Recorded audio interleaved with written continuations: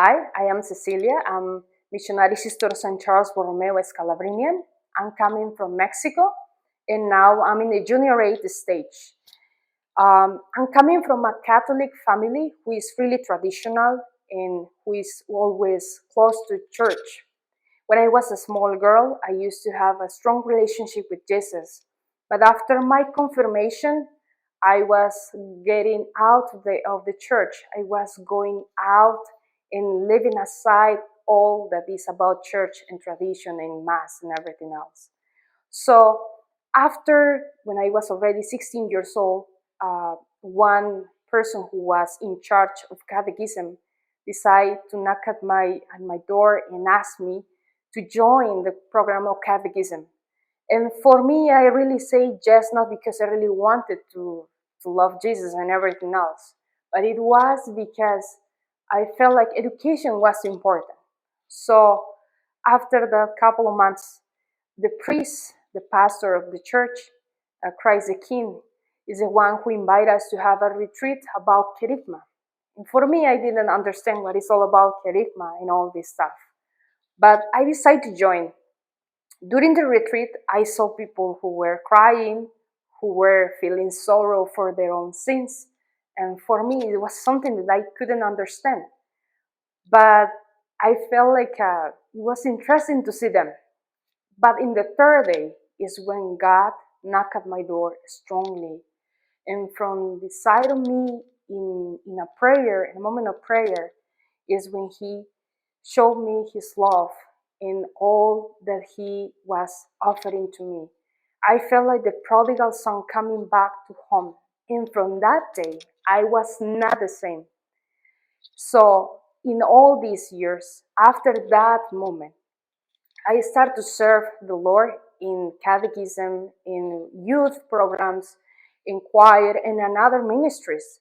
So I was really in love for Jesus, and I was really committed to love Him and to love my brothers and sisters. Strong prayer life, and I can say I was really able in feeling that fire to spread the name of the Lord.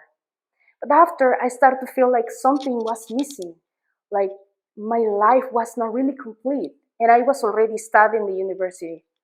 So after being already 1 year in the university, I decided to look for my vocation.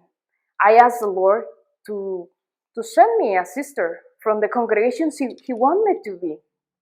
And what happened is like never happened like that, but the priest who is in charge once again in that parish, he invited us to join a formation class with the sisters who were basically in charge of catechism. So in that moment, I started to wonder, how can a sister be happy without husband and without children and all this stuff? So inside of me is still wondering until little by little I discovered that the Scalabrinian sisters were getting close to my life. And I decided to contact them, and I decided to have a 1 month of experience with them.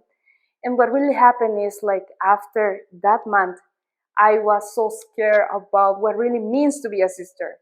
I was so afraid, and I was really it was really amazing for me to see all the commitment and love that they have for the brothers and sisters and for God. So I decided to say no.